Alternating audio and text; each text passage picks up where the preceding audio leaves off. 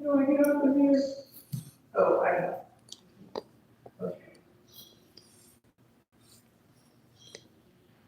So I've been practicing mostly with children. And what I've done for today's presentation is I have improvised that some of the knowledge I'm going to share for more of an adult audience. But I'm happy to sit with the littles and just share literature and have have them ask me questions.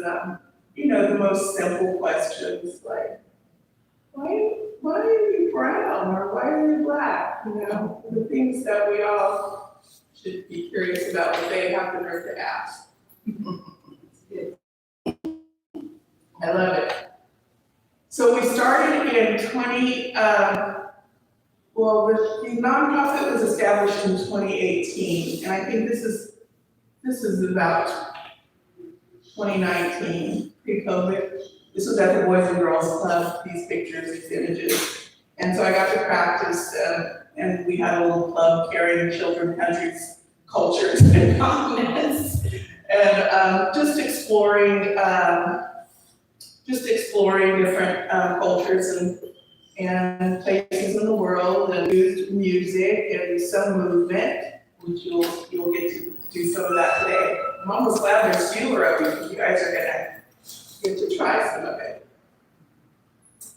And so Dr. Carter G. Woodson, have you all heard of Dr. Woodson?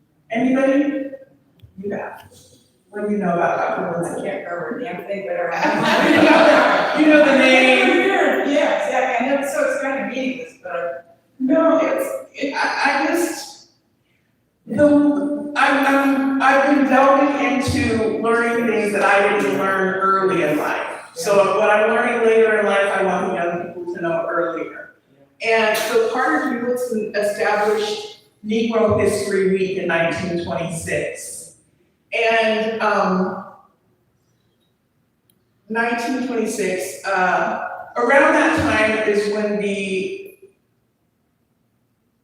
I'm just going to use the language I use in my own head and my way of thinking and let you guys catch on. The original or true indigenous Americans who were falsely renamed were renamed Negro, colored, black, mulatto, Afro-American, African-American. We have always been here. And it's coming to light in the age of Aquarius. So, or the age of knowing, the age of information.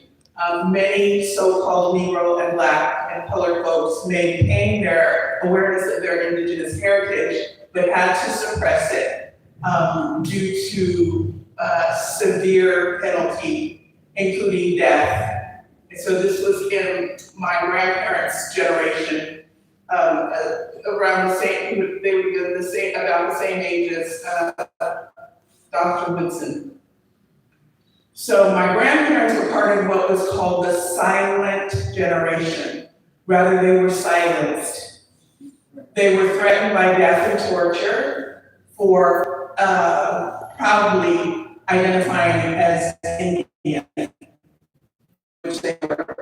which we are.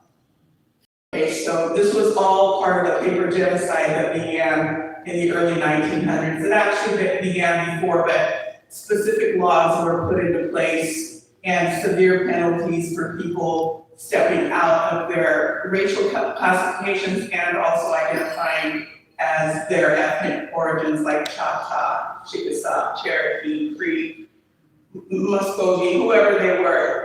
And the lynchings that you've heard about that were happening in the South was the people that were proudly maintaining their ethnic identity. Those they were considered uppity Negroes, and they were hung, they were killed. And that's what it was about. It wasn't about race. It was about stealing the lands and the identities. Okay, so I went off kind of on a tangent. Good stuff. Oh, so then we eventually got Black History Month in 1976. And it was a result of Dr. Woodson's and others, many others, dedication to keeping history of the Negro alive. And I like using the term Negro for a long time, and now people consider it like derogatory, but it's like kind of closer to the truth because the original Indians, they began calling them Negro, right? In Spanish. Anyway. So the missing piece of American history, I guess for me, is acknowledging that the Americas are part of the world. So we're not isolated, you know. And, but that's kind of how I've always thought. I've always thought on a broader scale than just me growing up in Chico, which I did in Butte County and California and the United States. I've always thought on a global scale from the time I was very young. So, some of this is self-explanatory, so I won't just like talk through every slide. But I think you're all intelligent, so you'll connect the dots. Autochthonous is another often interchangeable with, people use it interchangeably with Aboriginal or the first humans of the planet. And we are all over the world. Some say dark skin, some call us black. And this is an artistic rendition of an ancient American Indian. And part of what we've accepted as truth are false narratives about the anciency of the Americas. So again, the original people of every continent are these dark-skinned, autochthonous people. These are the, I say again, original or true indigenous Americans. And you'll notice like in the background, the buildings, the other thing that we've been taught is that when the Europeans got here, like they just had to build up everything, you know, that nothing was going on anywhere. You know what I'm saying? Like civilization came with the European, but civilization actually started way before there was a so-called European. That's another lesson.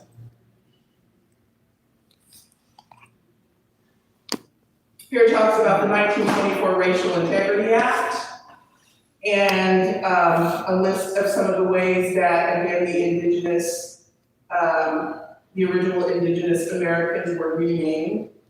And here's a story of, oops, I messed up. Can I go back? Maybe. Story. I'm still practicing doing all this stuff. Okay, go back.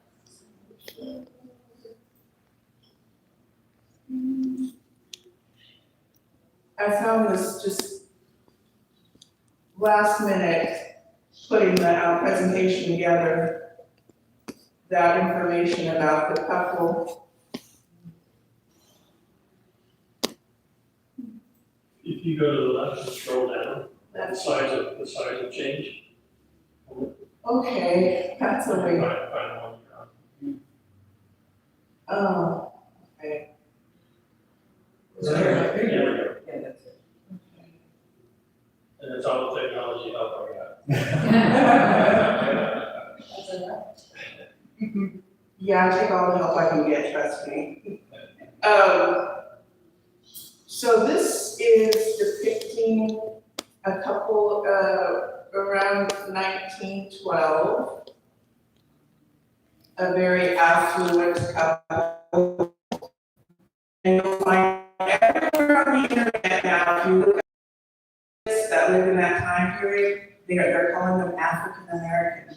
This is the paper genocide that continues today. So there were very affluent people, quote, of color, quote, Negroes, now renamed Black, Afro-American, and African-American. They've always been. The Americas flourished well before the Europeans came to colonize, that's a nice word. So, in fact, they own everything.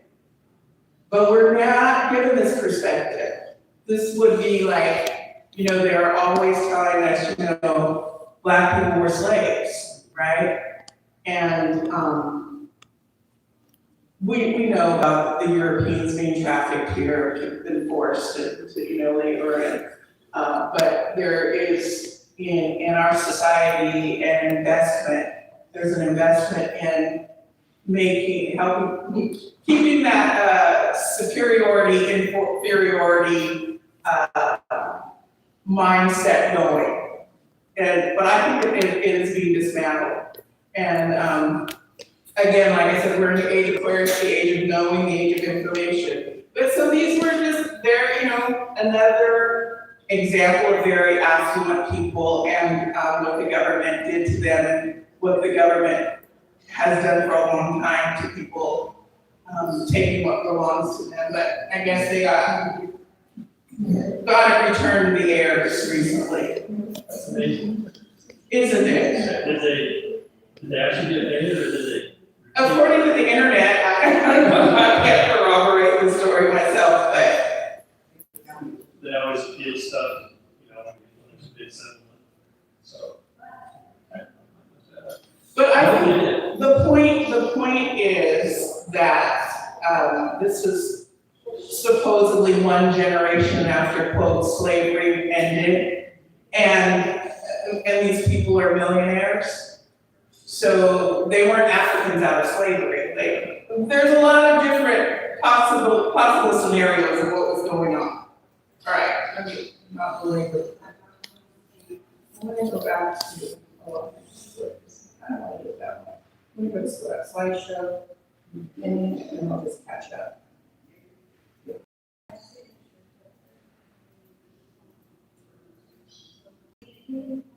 So, for the purpose of working with the youth,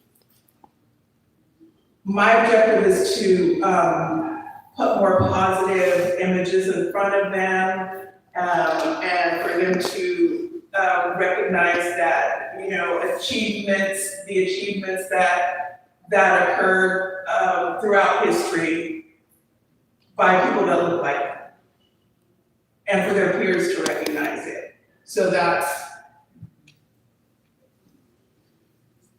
what I did.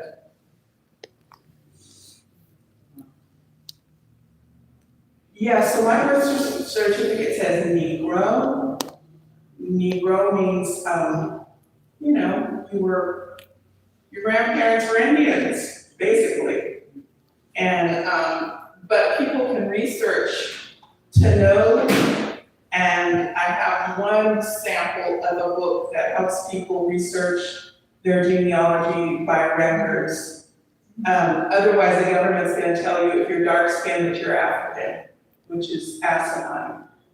But I can see how we all think it. I thought it. I'm like, I love African culture now. I've gotten so much into it. But yeah, there's we shouldn't take that blindly, and children shouldn't either. One of my things that really gets under my skin is like when you go, say, to the doctor, for example, and you have to check off race. It's like that is instilling in the future generations immediately you're in a category your grandparents didn't put you in.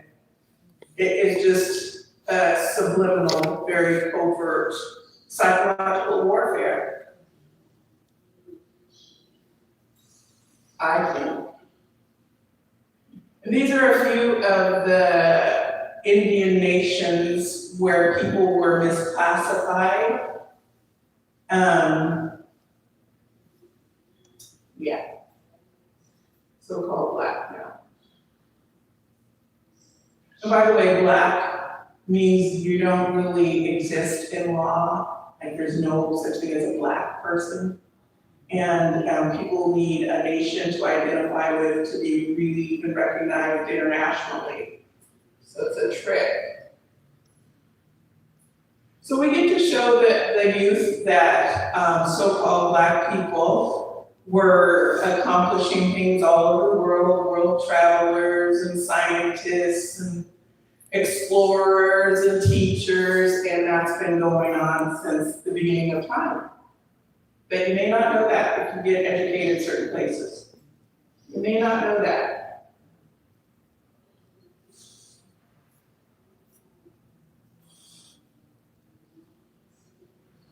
You can Google me. I love being able to tell people that. You can Google me. And there's a few good magazine and newspaper stories that have been written about the work. And this image was a really fun event that we had outside. It was dedicated to the children of Northern California. We had that out at the neighborhood church. We had a big grassy area, and the children brought by. I worked with the parents to have the children write biographies of certain people in history. It was so cute, because like the little ones, they might have written, a paragraph with a parent.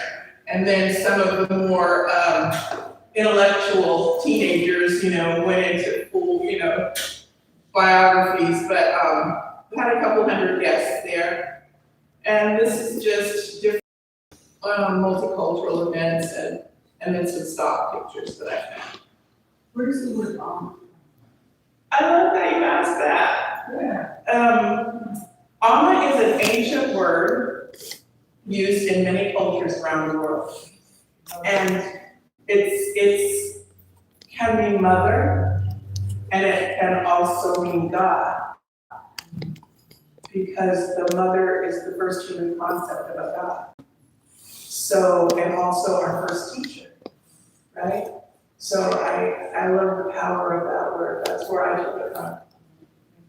Well, another really interesting fact about that word is in West Africa, I know Ghana specifically, but probably other places, Amma is the name given to the firstborn daughter who happens to be born on a Saturday, and that's me. But I didn't know that was even happening, so the ancestors speak. Oh, this was it. Boys and Girls Club, library, Chico State, and then stock images. Okay, so we're Kiara and Gabe, can you get Kiara and Ryan? They're gonna be our entertainment in a few minutes.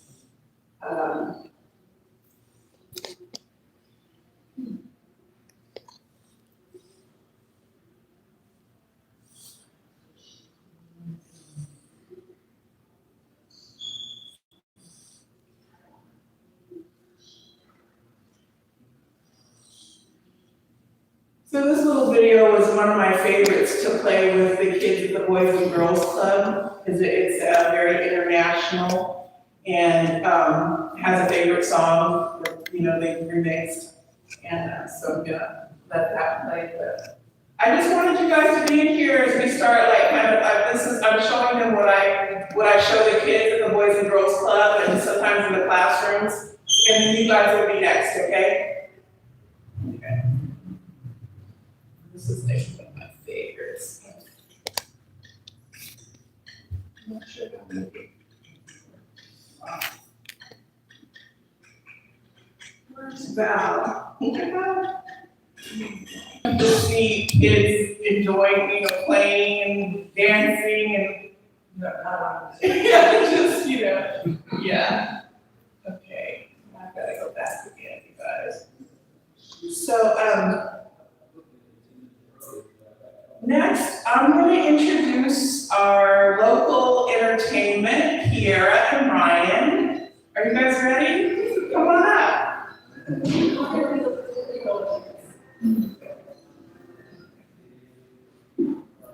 So, I met Kiara and Ryan. Hi there. I was out talent scouting. What was the event that we were at? It was like, kind of like literally just a talent show, a local talent show that teacher led us to. Or I was performing something else. So they're PV high school students, and I just asked them if they would like to come and share their talent with us, you know. So, Kiara, do you have, can I read the thing about your kids sent it to me? Do you need the audio? Yeah, I don't know how to do that though, but Val's gonna have to do Well, that. actually, we have an interview, I will see it. Okay, I don't have my, okay. So what do we do? Just go back to YouTube. Go to YouTube? Hey, you might have to do it. Yes.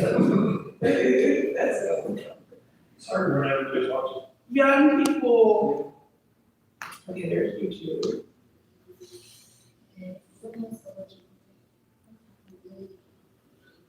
So when I went to this Chico Unified School District event, these two were dancing and they just have such good energy together, and I met them and they're good friends.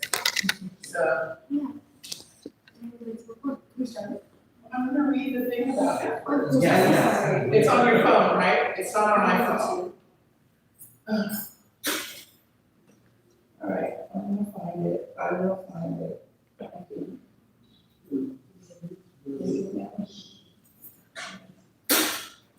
Did you email me? Okay, I need to read it from your phone or something.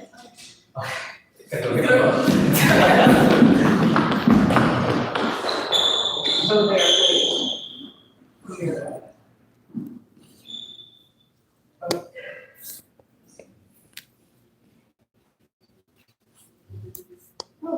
I'll ask for a little delay.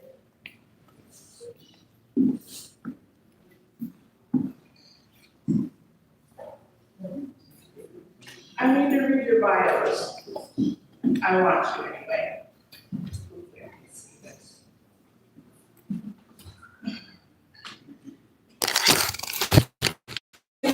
You are.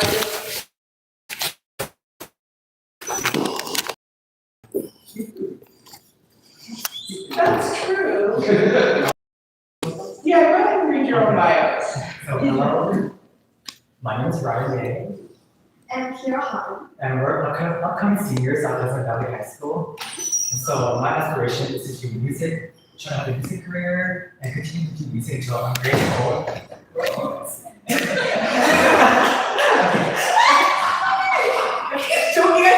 I'm joking. I told you they were our entertainment. And my family business is that my family and I are about to open a food truck on Nikki's, which is my mom's nickname. Her name is Nicole. And so we're gonna open this food truck maybe around July, and we're gonna like sell, corn dogs, especially Korean corn dogs, cheesy corn dogs, fried chicken, teriyaki, chow mein, like etc. It's gonna be all yummy foods. So wait until July, and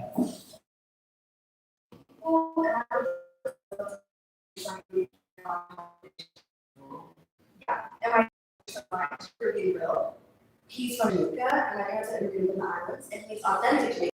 Professional chefs, I'm pretty sure you guys will love our food, and we're really excited to share our culture with you. Okay, Good to see you guys. There they are. Yeah, thanks for coming. Okay.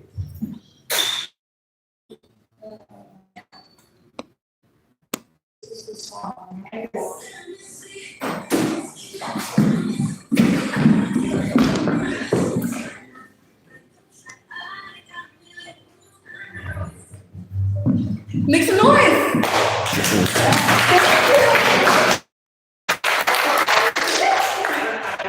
Come on!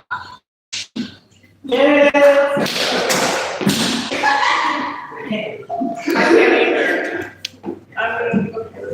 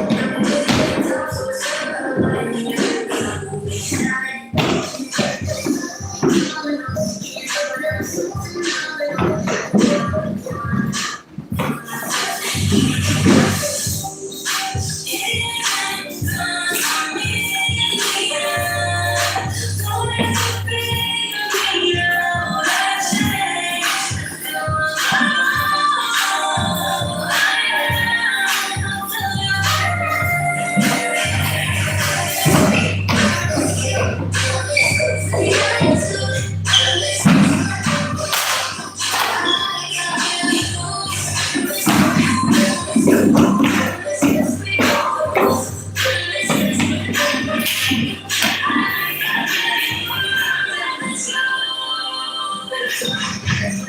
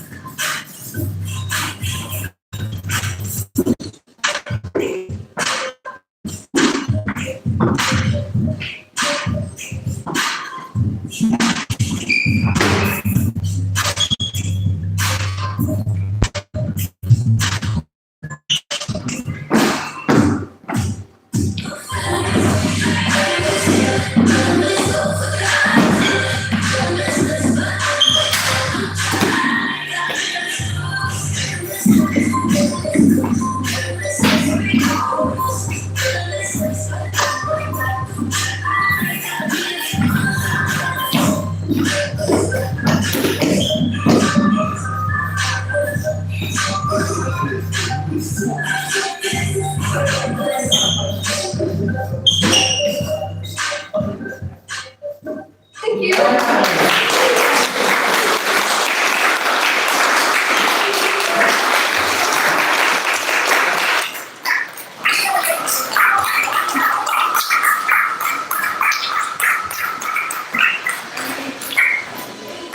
You can't get any better answers than that.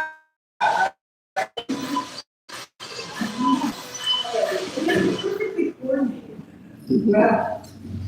Yeah, and the energy was. Okay. So I self-published a history ebook. I pushed it out in 2025, and I actually met a woman online, social media, who was showing people how to write and self-publish in, kind of a quick, simple way. And so I did that, and you can download the ebook. The site is right there, payhip.com/my name. And I'm kind of proud of it. It definitely needs more work, first edition, but I got the information out there, and I think it's like a really good place for like families to engage and to share with, especially the youth.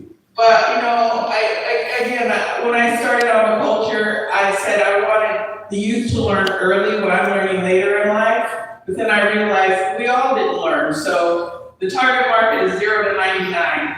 So it's for the child in each of us. So, yeah.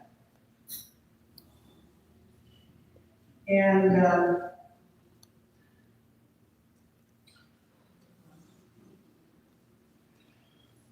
there's purportedly over 5 American tribes in the United States. We're not about the Americas. So a lot of paper genocide has occurred. A lot of generational forgetting. People have forgotten who they are, and like we mentioned before, there was the threats that the so-called Negro, who have been falsely renamed, underwent, and in some cases, I'm sure the problem still exists, but now we've got the covert brainwashing. Like I said, you go to the doctor's office and you gotta check a race, and your ethnicity is of no concern. They want us in categories. So then again, this is just showing the youth that the highly melanated peoples around the world and throughout the Americas built ancient civilizations. And, if we go back to the quote by, I think, Dr. Woodson, if without history, we lose the biography that inspires us to accomplish. I'm not going to paraphrase it, but we need to know what our forebears have done in order to be inspired. And I can tell you just from the studies that I've been doing personally for myself and learning, it really does increase a person's self-esteem, vibration, motivation. Because when it's been harder for me to get out and do it, I still know I've got to do it. And to continue to develop this project and get the positive messages out.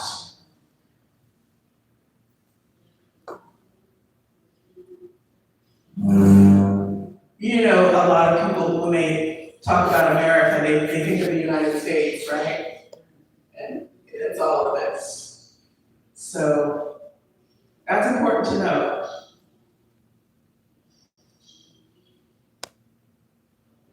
Some examples of what the original or true indigenous people of the Americas look like. Here's ancient Olmec, noted to be the oldest civilization of the Americas, but I don't think it's probably one of many. I can't give definitive answers on that, but they predate the Mayans and the Aztecs. They're considered the mother civilization of the Americas by many.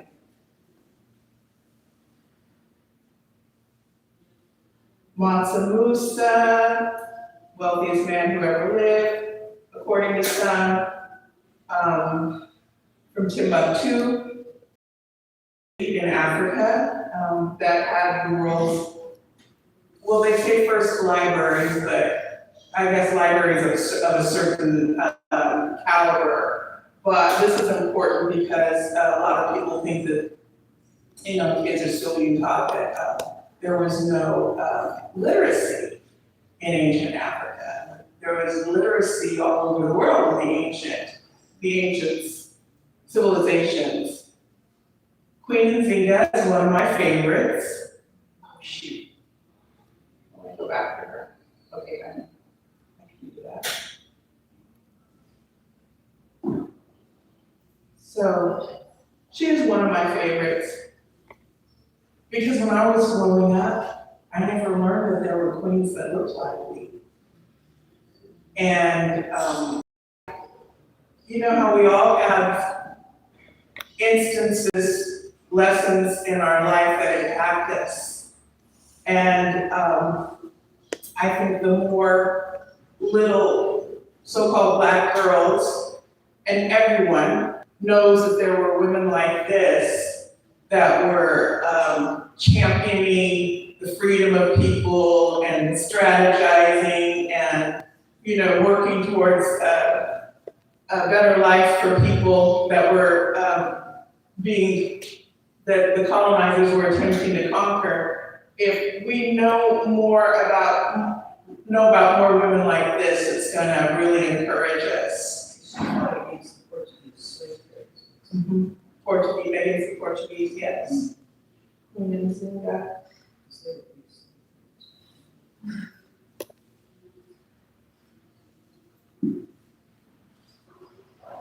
So she's one of my favorites.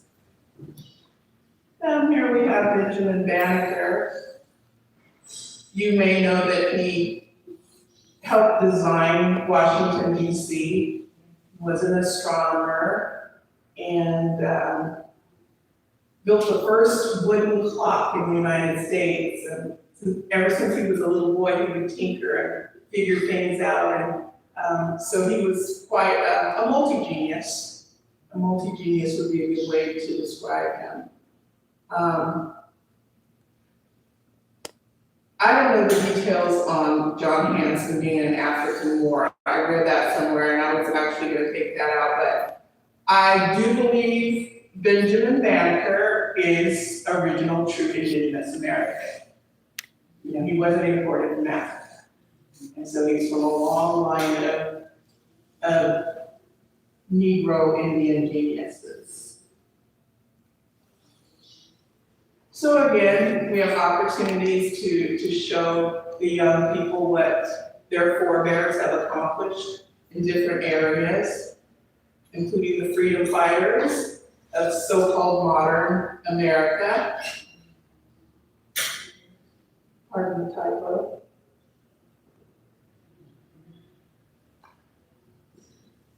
Interestingly, I didn't learn about Fannie Lou Hamer. I like to call her Queen Fannie Lou. I didn't learn about her until, just within the last decade. And of course, she was an amazing, powerful, brave woman who was championing the rights and the freedom of the so-called Black folks of the Southern States. And happened during my lifetime. I can kind of get choked up.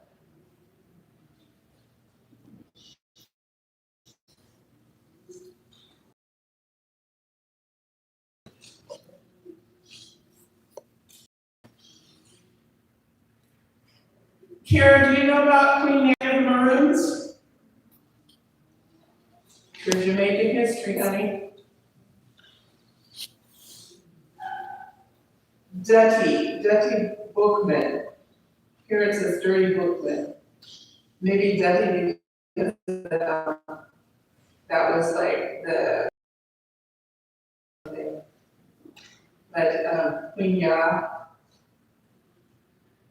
there's different ones we can know about. Here showing the Moors, the African Moors who actually ruled Europe for 700 years, Spain specifically. And they actually, from what I gather, were eventually kicked out of Europe. But they came to settle the Americas as well, so these are also colonizers. Yeah. Never knew about them. They, helped establish our governmental systems. They did colonize the original true indigenous. They look like us, but they're not us. And I'm still learning. But I don't like to speak a lot about it. So we've got ancient kings and queens.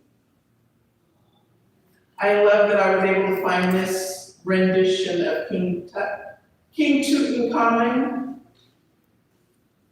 that I've heard from some African experts. It's Tutankhamun.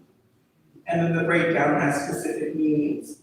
But his skin tone would have been like this.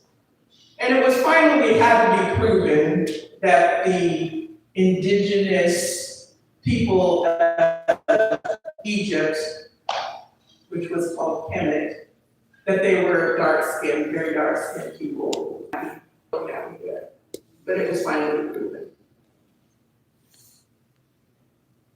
And did you know that California is named for the ancient Califians, so-called Black Indians? Again, original, true indigenous. And I like this depiction of her. And these are some of the Califians. And we're still here. The paper genocide. The paper genocide included co-opting the identities of the original true indigenous American Indians and given to Native Americans and Europeans.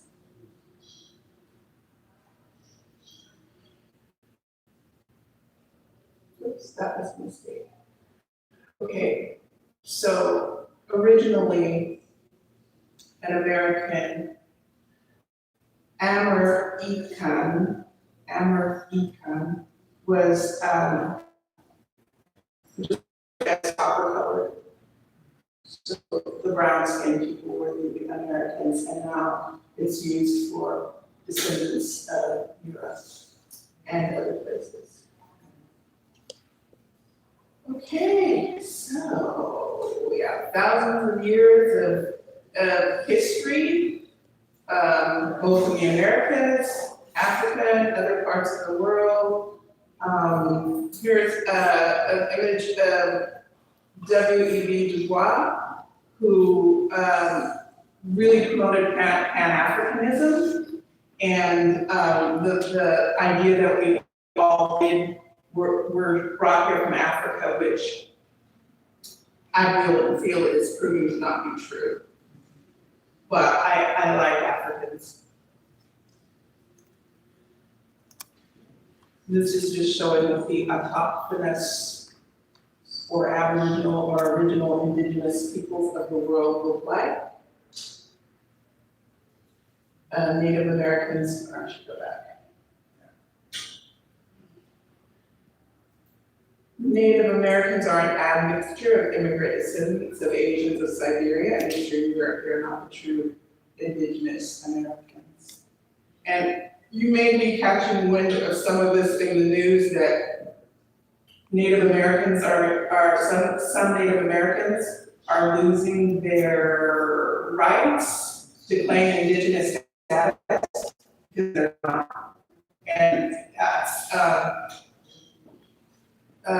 whatever, no matter what you think about him, Trump is instrumental in making sure that the original indigenous Americans are being recognized for their heritage and their land rights that were stolen by the government.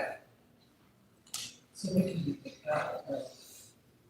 Yeah, I don't know what they're doing with them, but I know that they're disenrolling or after something like that. I don't know what they're doing.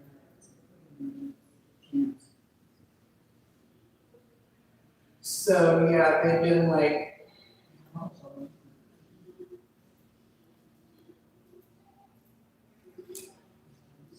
more African pride. More African pride, which I think it's a good idea that people know that there's a lot of wealth in Africa. They always showed us poor people with flies around their nose and looking for clean water. There's a lot of wealth in Africa, and that's what the interest is by the colonizers.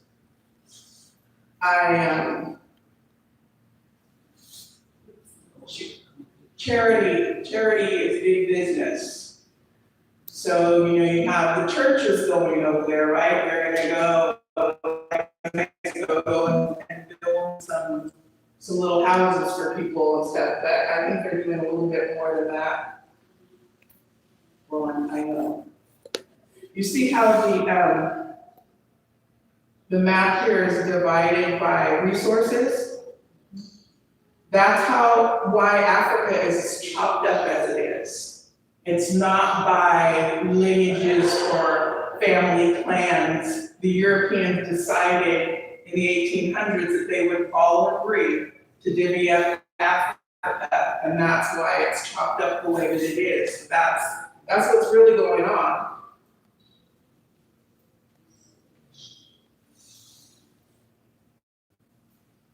Don't hate the messenger.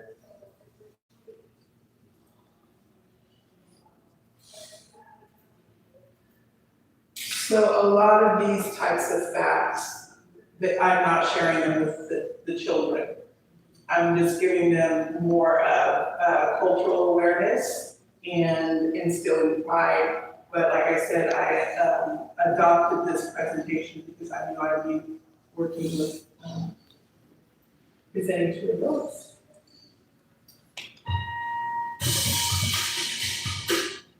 Okay, so this is, it's just a little lesson, and I like it because it's very artistic and fun and you learn. My name is Farai Malianga. I am actually an African percussionist that plays various instruments from Africa. But today I have two specific instruments that I want to introduce you to. But before we do that, let's talk about Africa. Africa is not really a country, it's a continent. And being a continent, it has over 50 different countries in it. And in those 50 different countries, it has many, many different cultures. So these drums really only represent at most 10% of the entire population of Africa in terms of the type of instruments that they play. Today I only have 2 instruments for you though. So just to know, this instrument in front of you here, and this one that I'm sitting on. First, let me just quickly introduce you to this instrument, which is called the cajon. The cajon is an instrument that's made out of a box and played a lot in Cuba and also played in Peru, but it actually originates in West Africa and it's called the Seco drum and played here with your hands.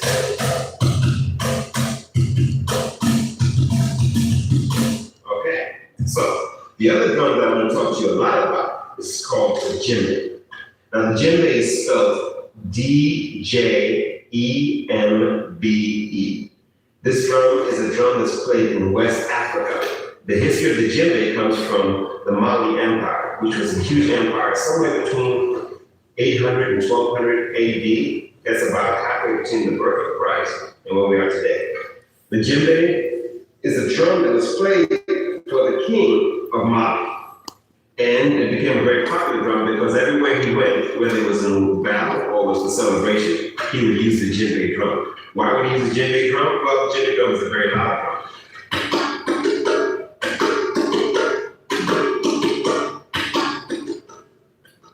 So this drum was used as a form of communication that would be used from mountaintop to mountaintop to tell people about the king was coming. In fact, there's a rhythm that actually talks about the king is coming. It goes like this. And the rhythm is called Ani Sokoma, means the king is coming. So this drum was a communication device. What are the parts of the djembe drum? Well, the djembe drum is made out of 4 different parts. The top part made out of goat skin. Then to hold the goat skin down are these metal rings, 1, 2, and 3. Connecting the metal rings is rope or string. And then the main part, most important part, of course, is the wood. Now, the wood is very important because it represents what a lot of Africans consider is the family tree, which connects the youth, young people, which are the fruits and the leaves, to the family, which is the branches and the tree, to the ancestors, the people that are passed on, which is the bottom of the tree. So the roots of the tree is a very important part of the African culture and the djembe drum. So now you guys have all 4 different parts of the djembe drum. Goat skin, rings, strings, and wood. I guess I'll talk a little bit about the 3 sounds that come out of the djembe drum. First sound is bass, which is in the middle. Second sound is the tone, which is on the side. And the highest sound is slap, which is done with your fingertips. Bass, tone, slap. Bass, tone, slap. So, as you can see, drums are very complicated. And the djembe has 3 main sounds that are played on it, but there's a lot of different sounds that you can get out of this drum if you're a professional drummer. So, now you have a basic idea of what djembe is all about. You need to continue to learn a little more. Yay! What kind of wood? I don't know. Let's do it. I've done a lot of African dance.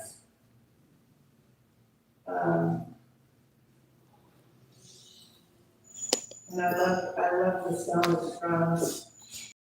Okay, now, here's an opportunity for you guys to try a little movement.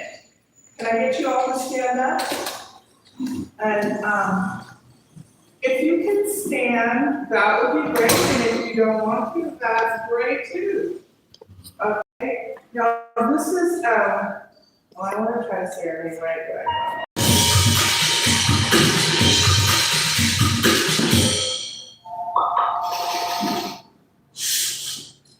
I met this lady in Chico. She came in Chico. After I started using her. Hi, my name is Rebecca Dumbachana. I am from Zimbabwe, which is in Africa. And this is. Also Zimbabwe, which is.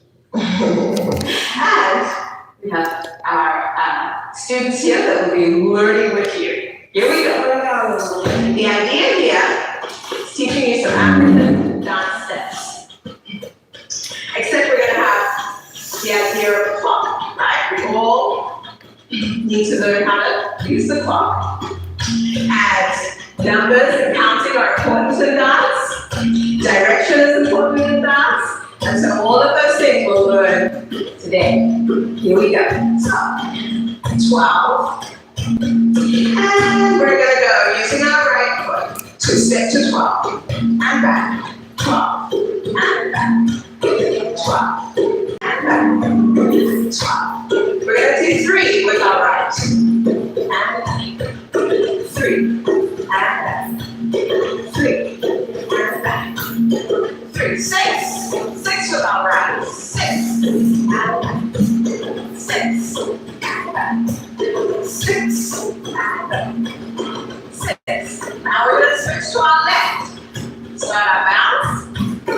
Left to 12 o'clock. Left to 12. Left to 12. Left to 12. Left to 12. Left to 9. Left to 9. 9 o'clock. 9 o'clock. Left to 6. 6 o'clock. 6 o'clock. Oh, let's, here we go. We're gonna go right to 12. We're gonna go left to 6. Right? 5, 6, 7, right to 12. And left to 6. And right to 12. Step and left to 6. Step and right to 12. And left to 6. And right to 12. And right to 6. Now, double time, right? So we're gonna go 12 and 6. 12, 12, 6, 12, 12, 6, 12. Do double time? That's not double time. We're gonna do double time part, okay? Here we go. 12 and 6. 6, 12, 6, 12, 6, 12, 6. Now we're gonna go 3 and 9. Right? 3 and then 9. Step. 3. Step. 9. Step. 3. Step. 9. Step. Here we go. Step. 9. Step. Now we're gonna do double time. Are you ready? 3. Not double time. Now the palms. I have 5. Out, in, out, in, out, in, out, in, out, in, out, in, out, in, out, in, out, in, out, in. Perfect. Okay, now we're gonna do right to 6 and left to 6. Right? This is a classic African dance step. Here we go. Right? Now your arms are gonna go up, down, up, down, up, down, up, down, up, down. Here we go. Double step. Hey!